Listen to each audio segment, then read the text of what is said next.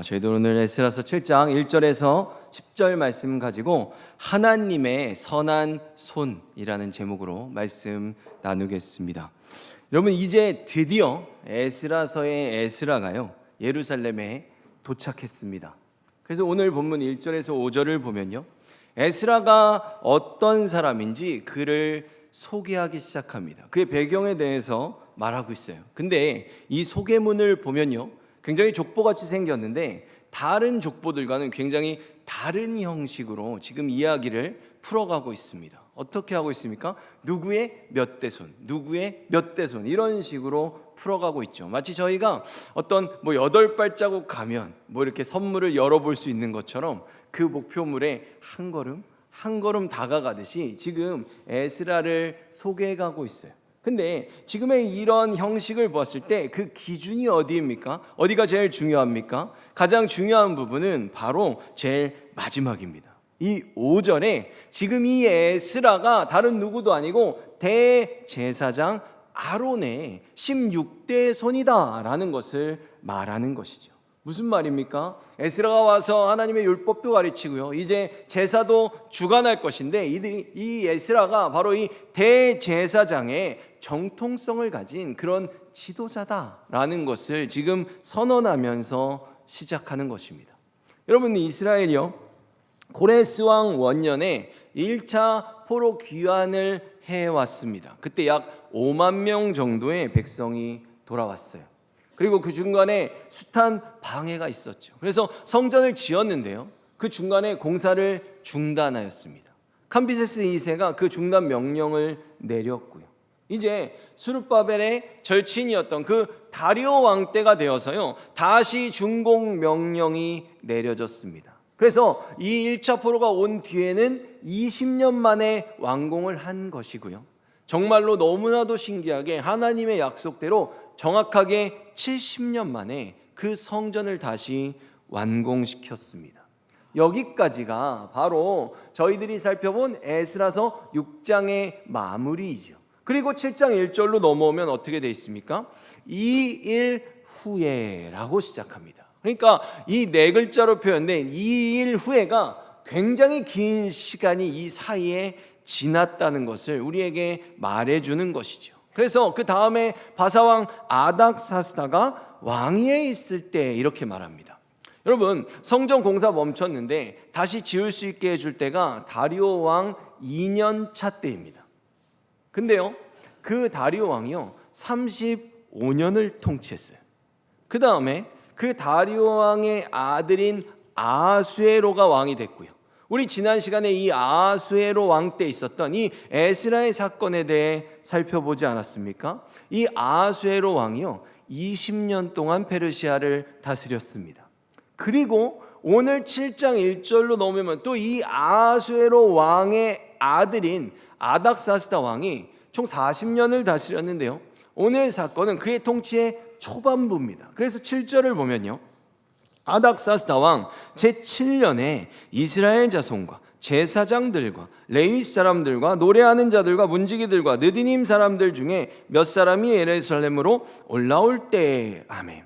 이 기간을 말하는데 처음에 어떻게 말합니까? 아닥사스다 왕 제7년에 말하는 거예요. 그러니까 아닥사스다 왕 7년 차 때 지금 2차 포로 귀환이 있었던 거죠. 그러니까 이것이 지금 6장 마지막 절에 성전 완공이 있죠.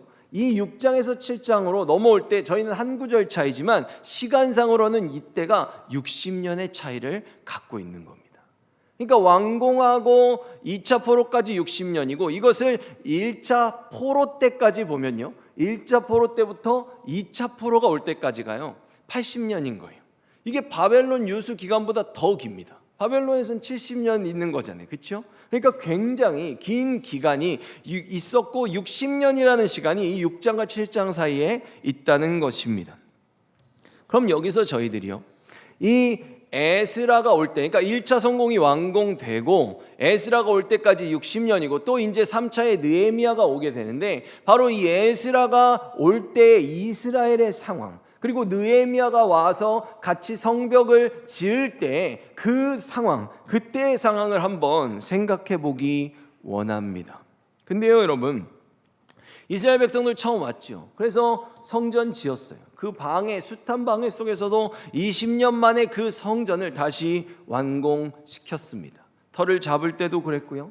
그것을 완공시켰을 때도요. 이스라엘 백성들 정말로 많이 기뻐했습니다. 근데 지금 뭐라고 말씀드렸습니까? 2차 포로가 왔을 때 이미 1차가 왔을 때랑 80년의 시간이 지났어요. 그러니까 처음에 돌아왔을 때만 해도요, 성전 터 잡을 때 그 솔로몬의 성전을 봤던 사람들이 섞여 있었잖아요. 그렇죠? 그래서 새로운 세대는 막 환호를 질렀지만 솔로몬 성전을 봤던 세대는 슬퍼하는 장면이 있었습니다. 근데 지금 에스라가 왔을 때는요, 그 1세대들은 다 돌아가셨어요. 없어요. 지금 에스라가 왔을 때 이곳에 굉장히 무너져 있는 이 공동체들은요, 전부 다 바벨론에서 태어났고요, 그곳에서 살다가 이곳에 와서 제대로 말씀 교육을 받아본 적이 없는 세대들이 성전은 완공시켰지만 지금 이곳에서 그런 채로 살아가고 있었다는 것입니다.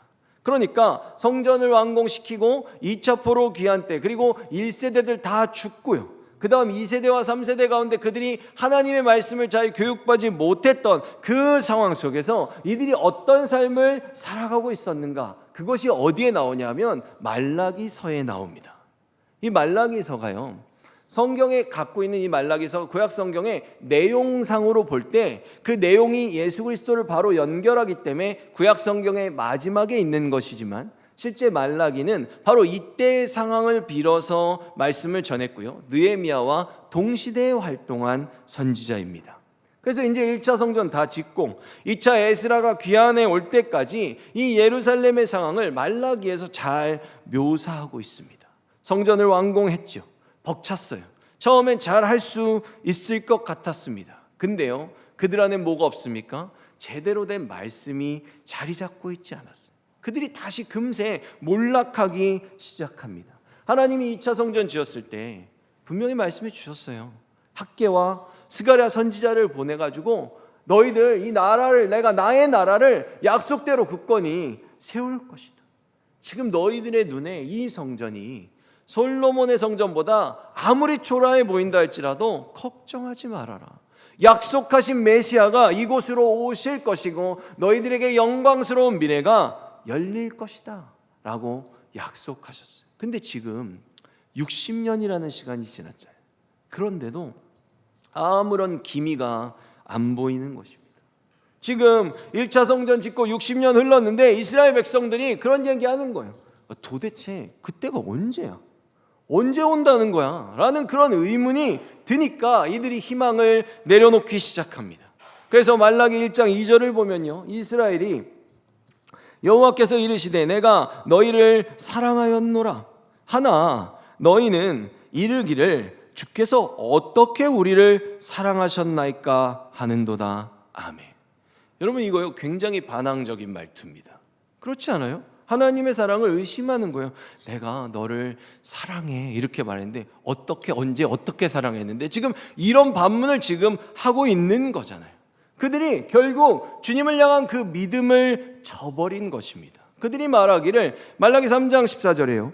이는 너희가 말하기를 하나님을 섬기는 것이 헛되니 만군의 여호와 앞에서 그 명령을 지키며 슬프게 행하는 것이 무엇이 유익하리요. 아멘. 영광과 건세로 성전에 임하겠다고 분명히 말씀은 했는데 그런 메시아는 오지도 않는 것입니다. 없는 거 아니야? 이런 생각하는 것이죠. 그러니까 하나님 섬기는 거 다 헛되다는 결론을 내렸습니다. 2장 17절에는요, 너희가 말로 여호와를 괴롭게 하고도 이르기를 우리가 어떻게 여호와를 괴롭혀 드렸나이까 하는도다. 시비를 거는 거예요. 이는 너희가 말하기를 모든 악을 행하는 자는 여호와의 눈에 좋게 보이며 그에게 기쁨이 된다 하며 또 말하기를 정의의 하나님이 어디 계시냐 함이니라. 아멘. 정의의 하나님 어디 있냐는 거예요. 있으면 와서 날 좀 혼내보라는 거죠. 이렇게 해도 아무것도 못하는데 하나님 없는 것 같다. 아니, 있어도 최소한 나를 위해 역사하시지는 않는 것 같다라는 이 지경에까지 지금 이른 것입니다. 이렇게 모든 부분에서 그들의 신앙이 다시 무너졌어요. 그리고 다시 그 땅에서 이들이 무엇을 하냐면요, 이방 민족들하고 다시 혼인하기 시작합니다. 여러분, 유대 백성들 이스라엘로 돌아왔을 때 왜 이 사람들 사마리아인들 싫어했습니까? 그들이 이방 민족들하고 결혼하고요, 우상을 숭배했잖아요. 그것이 너무나도 악하다, 이거는 뭐 거의 친일파다, 절대로 받아들이면 안 된다, 이런 마음을 가졌던 거 아닙니까? 근데 이 귀환한 이스라엘 공동체가 신앙이 무너지고 시간이 지나니까요, 이들이 또 이방인들과 이렇게 결혼하고 우상을 숭배하기 시작했습니다. 그러니까 이럴 때요, 이 시간 속에 밖에선 또 어떤 일이 일어나냐면요, 이방 민족들이요 다시 힘을 얻고 일어서기 시작합니다. 그들이 세력을 키우기 시작해요. 무엇이죠? 하나님이 회초리를 준비하고 계시는 거죠. 이런 상황 속에서 오늘 에스라가 드디어 1차 포로 귀환을 기점으로 했을 땐 80년 만에, 성전 완공을 기점으로 했을 땐 60년 만에 이 무너진 공동체를 다시 세우겠다는 일념으로 귀환하였습니다. 그런데 여러분, 이 에스라도요 굉장히 재밌습니다. 왜냐하면 아닥사스다 왕이 이 포로 귀환의 책임자로 에스라를 임명해서 세웠잖아요. 근데 이 아닥사스다 왕이요, 에스라를 지원하겠다고 약속하는 그 조서의 내용이 아람어 그대로 옮겨놓은 거거든요. 그게 이 7장의 내용입니다. 근데 이 7장의 그 내용을 보면요, 정말로 최고의 대우를 약속하는 것을 볼 수 있습니다. 사실 다리오 왕도요, 성전 재건 다시 허락할 때 스룹바벨한테 정말로 이렇게까지 해줄 수가 있나? 믿을 수가 없을 정도의 그런 어떤 전폭적인 지지를 보이지 않았습니까? 근데 지금 아닥사스다 왕이 에스라한테 하는 거 보면요, 비교도 안 됩니다. 이 7장에서 다루는 이 모든 내용, 이 역사를 보면요, 정말로 왜 이 지금 성경의 이 책의 제목이 에스라라고 되어 있는지 이해가 됩니다. 여러분, 에스라라는 이름의 뜻은요, 하나님께서 도우신다라는 뜻이에요. 그러니까 이 7장을 보면요, 모든 것이 하나님 뜻이고 하나님 역사고 하나님께서 주관하시는 섭리라고 말하고 있습니다. 그래서 7장 아까 6절에 뭐라고 말합니까? 6절을 보면요, 에스라를 얼마나 좋아하고 그를 돕고 있는지 보여주고 있어요.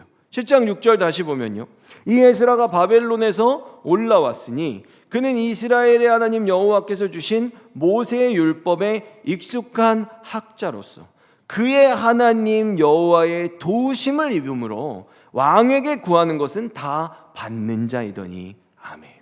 여러분, 성경에서 에스라를 소개할 때요, 에스라를 따라다니는 수식어가 있습니다. 그게 바로 이 부분이에요.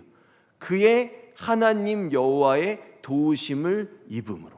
이것이 에스라가 나올 때는요, 이 하나님의 도우심이라는 이 말이 에스라를 따라다닙니다. 지금 이게 7장의 서두 부분이잖아요. 근데 7장 마지막이 28절인데 28절이 마지막 부분에도요, 이게 에스라가 하나님을 찬양하는 내용이에요. 근데 거기도 보면 이렇게 나옵니다. 28절에 또 나로 왕과 그의 보좌관들 앞과 왕의 권세 있는 모든 방백의 앞에서 은혜를 얻게 하셨도다. 자기가 한 게 하나도 없다는 거죠. 내 하나님 여호와의 손이 내 위에 있으므로 내가 힘을 얻어 이스라엘 중에 우두머리들을 모아 나와 함께 올라오게 하였노라. 아멘. 에스라 굉장히 겸손합니다. 이 모든 일을 준비하고 진행시키시고 가능하게 하신 분 누구라고 말하는 거예요? 다 하나님이라는 거예요. 내가 아무것도 한 거 없는데 다 은혜로 공짜로 받았고 내 하나님 여호와의 손이 내 위에 있었기 때문에 이 모든 것이 가능했다라고 지금 고백하고 있습니다. 그러면 여러분, 과연 이 2차 포로 기간의 주역이지 않습니까? 이 에스라가 가진 사명이 무엇이었을까요? 이것은 지금 에스라를 소개하는 대목에서 다시 설명되고 있어요. 제가 똑같은 6절을 쉬운 성경으로 한번 읽어보겠습니다. 이 에스라가 바벨론에서 예루살렘으로 돌아왔는데 그는 이스라엘 하나님 여호와께서 주신 모세의 율법을 연구한 학자입니다. 에스라가 뭐라는 사람인지 나오고 있잖아요. 그의 하나님 여호와께서 그를 도우셨으므로 그는 원하는 것이 있으면 무엇이든지 왕으로부터 받을 수 있었습니다. 아멘. 여러분, 에스라가요 율법을 연구한 학자라고 말하잖아요. 근데 이 이스라엘 사람들이 생각하는 에스라는요 그냥 단순한 학자가 아닙니다. 지금까지도 이스라엘에서 보는 모든 율법서는 다 에스라가 정리해 놓은 걸 가지고 보는 거예요. 그래서 이 유대인들은 뭐라고 말하냐면요, 모세는 율법을 받았고 에스라는 우리에게 율법을 가르쳤다라고 말합니다. 그러니까 이 에스라의 위치가요, 바로 이 그들에게 있어서 모세와 동등된 위치로 에스라를 세워 놓은 겁니다. 이스라엘에서요 말하는 3대 율법 학자들이 있어요. 첫 번째는 샴마이라는 사람입니다. 예수님이 태어나기 전부터 활동했던 사람이고, 둘째는 힐렐이라는 사람이에요. 힐렐은 탈무드로 유명합니다. 탈무드를 썼어요. 그리고 이 힐렐이 더 유명한 거는 또 뭐냐 하면, 그가 해석한 그 율법의 근거에서 그 눈으로 성경을 보는 사람들이 바로 학파가 됐는데, 그들이 바리새파입니다. 그리고 이 힐렐이 손자가 있어요. 손자가 이 세 번째 유명한 학자인데, 그 사람이 가말리엘입니다. 우리가 이 가말리엘 잘 알잖아요, 그죠? 사도행전에 나오지 않습니까? 제일 높은 최고의 통치기구인 그 산헤드린 공의회가 어떤 것을 조언을 받을 정도로 굉장히 유명한 학자였던 사람이 가말리엘입니다. 그래서 이 가말리엘 문화에 들어가기가 정말로 어려웠다고 말하고 있어요. 근데 우리들 잘 아는 사람 누가 있었습니까? 사도 바울이 이 가말리엘 문화의 제자였죠. 그러니까 사도 바울이 굉장히 뛰어났던 그런 사람인 것입니다. 근데요, 이 3대 율법 학자의 에스라가 없잖아요. 왜 없을까요? 부족해서? 아닙니다. 이들이 볼 때 에스라는 어떤 그런 평가할 수 있는 일반적인 학자로 에스라를 보지 않는 거예요. 모세의 그 모든 율법을 집대상한 그들 모든 민족의 스승 같은 존재이기 때문에 에스라를 그냥 학자라고 부르지 않는 것이죠. 그만큼 지금 이 3대 율법 학자에 들어가지도 않을 정도로 에스라는 모세의 율법에 정통했던 최고의 권위자입니다. 민족의 스승이에요. 게다가 여러분, 저희들이요, 이 성전 재건을 명령할 때 보면 아까 말한 그 부분입니다. 스룹바벨하고 다리오 왕이 절친이라고 해서 정말로 적극적으로 도와줬자 그랬잖아요. 근데요, 이 에스라를 세울 때도 보면요, 저희가 보면 에스라가 지금 나온 것 같지만 본래 아닥사스다 왕이 가장 총애했던 그 신하가 에스라였다고 기록하고 있습니다. 그리고 저희들이 아하수에로 왕가요, 에스더의 사건을 봤잖아요. 그 마지막 그 유대인들을 다 구원하고 유대인들한테 필요한 거 다 도와주고, 얘네들 건드리면 이제 너희들 다 죽일 거야 라는 그 모르드게가 주된 그 인물이 돼서 내렸던 그 조서하고요, 2차 포로까지요 20년 정도밖에 차이 나지 않습니다. 이 아닥사스다 왕이 자신을 키워준 그 왕후가 누군 겁니까? 에스더인 거예요. 그리고 이때 이 모든 일들이 계속 있고 자라올 때 에스더하고 모르드게가 이 바로 아닥사스다 왕 주변에 있었다는 것입니다. 어떻습니까? 하나님의 약속을 지키시기 위한 그 열심, 그 주님의 도우심을 저희가 볼 수 있다는 것입니다. 이 땅에 우연은 없습니다. 주님이 만드신 모든 환경 조건을 통해 주님은 그것들을 합력하여 선을 이루어 가십니다. 그래서 정말로 그 많고 많았던 신하들 중에요, 아닥사스다 왕이 에스라를 가장 총애했어요. 이 조서를 보면요, 저는 근데 에스라가 되게 학자답다고 느끼는 건 뭐냐면, 이 에스라서예요, 그 조서를 그대로 옮겨놨잖아요. 그 아람어 그대로 옮겨놨어요. 7장도 이 조서는 다 아람어로 기록되어 있습니다. 근데 그 조서의 내용을 한번 보겠습니다. 얼마나 이렇게 편협한지 한번 저희가 볼게요. 13절에서 13절, 16절에서 26절, 좀 길지만 제가 읽어보겠습니다. 이제 내가 명령을 내린다. 내 나라 안에 있는 이스라엘 사람 가운데 누구든지 원하는 사람은 그대와 함께 예루살렘으로 가도 좋다. 제사장과 레위 사람이라도 괜찮다. 아무런 제한이 없다는 것이죠. 또한 바빌론 지방에서 받은 은과 금도 가져가고 이스라엘 사람과 그 제사장들이 여호와께 바친 제물 곧 예루살렘에 있는 하나님의 성전을 위해 기꺼이 바친 예물도 가져가라. 그 돈으로 숫소와 순양과 어린 양을 사고 곡식 제물과 부어드리는 제물인 전제물도 사라. 그것들을 예루살렘에 있는 하나님의 성전 제단 위에 바쳐라. 나머지 은과 금은 그대와 그대의 동료인 유다 사람들이 마음대로 쓰되 하나님이 원하시는 대로 써라. 그대에게 맡긴 모든 것을 예루살렘의 하나님께 가져가라. 그것은 그대의 하나님의 성전에서 예배 드릴 때에 쓸 것이다. 그 밖에도 하나님의 성전을 위해 필요한 것이 있다면 무엇이든지 가져가도 좋다. 왕의 창고에서 그것을 받아 가져가도록 하여라. 이제 나 아닥사스다가 유프라테스 강 서쪽 지방의 창고를 맡은 모든 사람에게 명령을 내린다. 그러니까 이렇게 바벨론 쪽에서, 지금 페르시아 쪽에서 이스라엘로 가면 티그리스 강과 유프라테스 강을 넘어가야 됩니다. 그러니까 유프라테스 강 서쪽에 있는, 그러니까 이스라엘이 가장 가까운 데 있는 왕의 창고를 마음대로 가서 열어서 뭐든지 필요하면 가져가라는 명령인 것이죠. 제사장이자 하나님의 율법 학자인 에스라가 달라고 하는 것은 무엇이든지 그대로 내주어라. 그에게 은은 100달란트까지, 미름 100고르까지, 포도주는 100바트까지, 올리브 기름도 100바트까지 내주어라. 그리고 소금은 달라는 대로 주어라. 하늘의 하나님이 원하시는 것이라면 하늘의 하나님의 성전을 위해 무엇이든지 그대로 하여라. 하나님께서 왕과 그의 자손에게 노하실까 염려된다. 이 부분은 자신을 얘기하는 겁니다. 그대들은 제사장이나 레위 사람이나 노래하는 사람이나 문직이나 성전 종이나 그 밖에 하나님의 성전에서 일하는 다른 사람들에게 어떤 세금도 거두지 마라. 그리고 그대 에스라는 하나님에게서 받은 지혜를 가지고 유프라테스 강 서쪽 지방의 유다 사람들을 다스릴 재판관과 법관을 뽑아라. 그들은 하나님의 율법을 잘 아는 사람이어야 한다. 그리고 율법을 잘 모르는 사람에게는 율법을 가르쳐라. 이게 아닥사스다가 뭘 안다고 이렇게 시키는지 모르겠어요. 그대는 하나님의 율법과 왕의 명령을 지키지 않는 사람에게는 벌을 내릴 것이다. 그런 사람은 죽임을 당하거나 멀리 귀향을 가거나 재산을 빼앗기거나 감옥에 갇히게 될 것이다. 아멘. 여러분 어떻습니까? 이렇게까지 할 수 있나 싶을 정도로 지금 아닥사스다는 너무나도 편협한 이런 조서를 내렸습니다. 이거는 수르바벨에게 다리오 왕이 했던 거랑은 비교가 안 될 정도로 지금 모든 어떻습니까? 똑같은 말 계속하고 있잖아요. 저걸 또 쓰네 이렇게 생각할 정도로 말끝마다 달라는 대로 줘라. 필요하다면 무엇이든지 가져라. 마음대로 쓰되 하나님이 원하는 대로 쓰리. 여러분 이게 얼만큼인 것입니까? 에스라가 달라고 하는 건 무엇이든지 그대로 내줘라. 어떻습니까? 레위인, 노래하는 자, 문지기, 성전의 종 등등 전부 다 성전에 관련된 일을 하는 사람들한테는요 세금을 다 면제해 주라는 거예요. 근데 지금 더 황당한 건 뭡니까?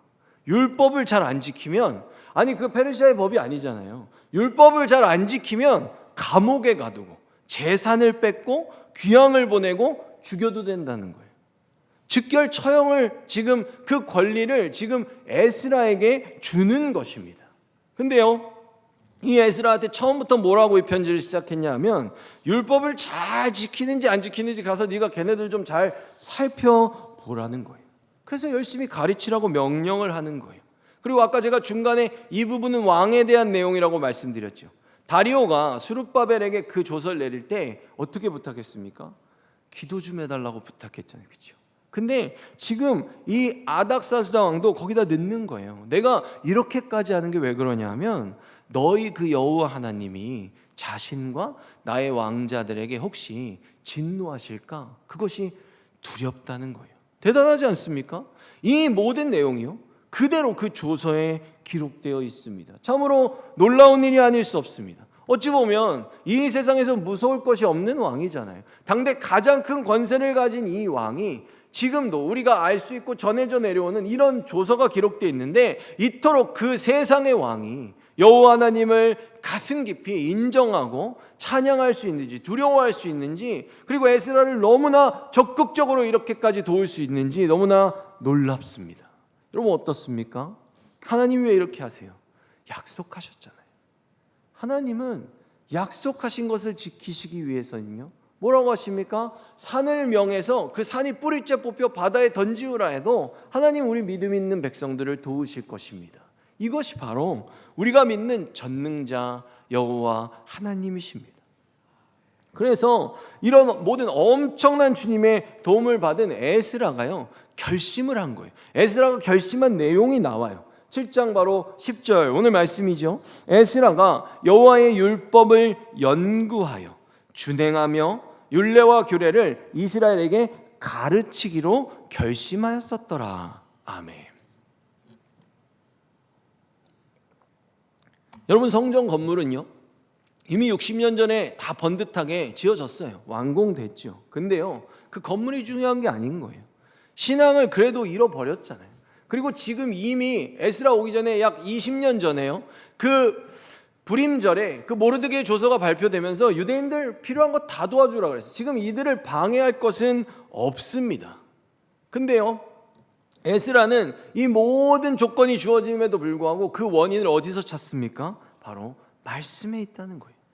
많은 성경학자들은 이 대목에서 제목을 붙이며 에스라의 개혁이라고 부릅니다. 여러분, 개혁은 바꾸는 게 맞아요. 근데 무슨 새로운 거를 개발해서 바꾸는 게 아니라요 이 교회의 개혁은 하나님이 주신 그 말씀으로 돌아가는 개혁입니다.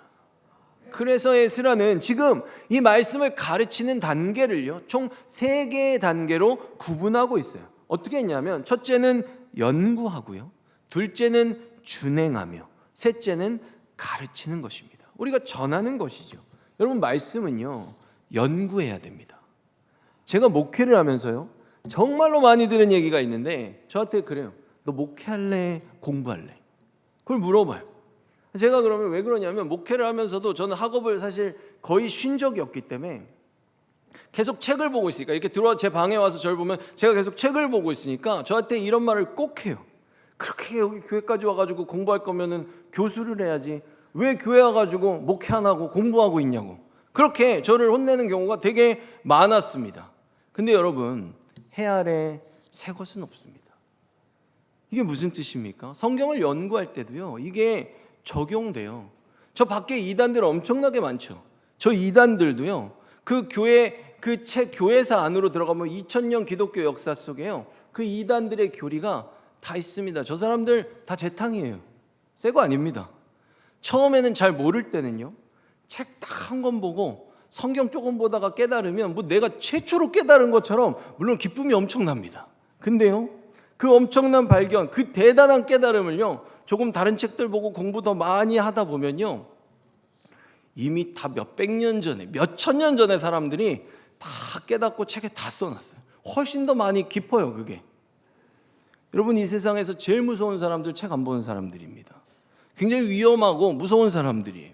근데 하나님께서요 이 기독교의 2000년이라는 역사 동안에요 셀 수도 없이 지혜롭고 뛰어난 신자들을 사용하셔서요 이 말씀을 연구하고 또 연구해서 주옥 같은 책들을 많이 남겨놨습니다. 우리가요 이 2000년 기독교 역사 속에서 하나님이 그 곳곳에 숨겨놓으신 그 보석 같은 깨달음을요 죽을 때까지 뒤져서 배우기만 하려고 해도요 우리의 인생이 모자랍니다.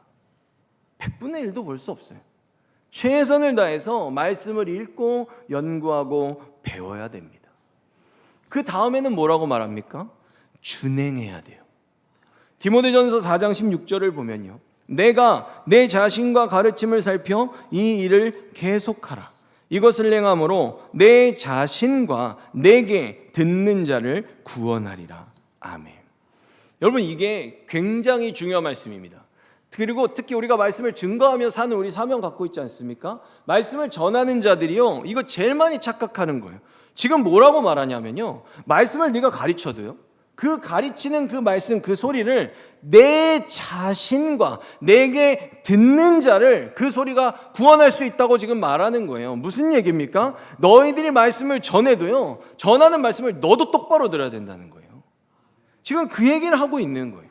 전하는 자, 그들도 이걸 듣고 준행해야 구원받을 수 있다고 지금 교훈하지 않습니까?